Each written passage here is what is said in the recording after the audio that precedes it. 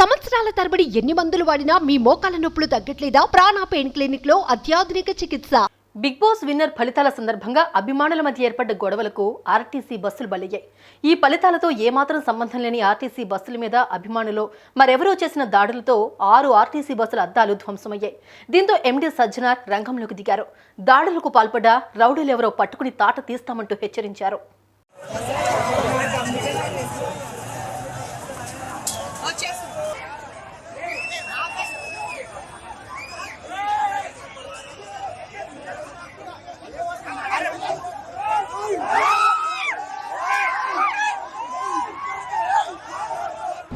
Big boss ఓ entertainment show.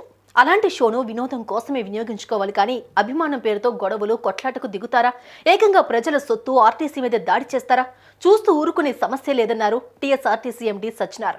Big Boss final winner ఫలితాల నేపథ్యంలో అటు పల్లవి ప్రశాంత్ అభిమానులు ఇటు అమర్దీప్ అభిమానులు సంబరాలు చేసుకున్నారు.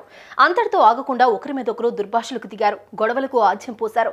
వీరు గొడవలు చేసుకుంటే అది వేరే సంగతి. కానీ వారిలో ఎవరో అకారణంగా హైదరాబాద్ కృష్ణానగర్ అన్నపూర్ణ స్టూడియోస్ సమీపంలో వెళ్తున్న 6 ఆర్టీసీ బస్సుల అద్దాలని పగలగొట్టారు. వీరి గొడవలకు ప్రయాణికులు తీవ్ర భయాందోళనకు లోనయ్యారు.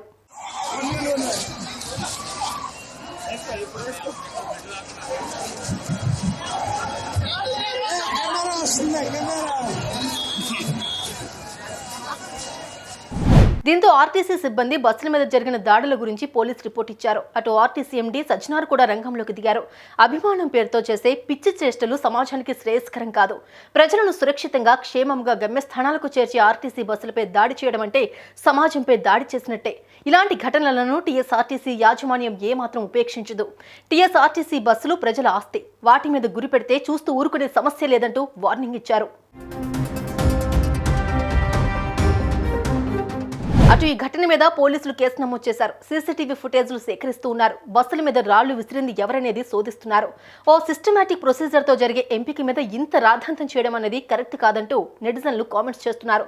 ఆనందంగా సాగిన ఓ షో చివరి అంకాన్ని ఇలాంటి గొడవలు దాడులతో ఎందుకు మలినం చేస్తున్నారంటూ ప్రశ్నిస్తున్నారు. ఈ పరిణామాల మీద మీరేమనుకుంటున్నారు? Please comment.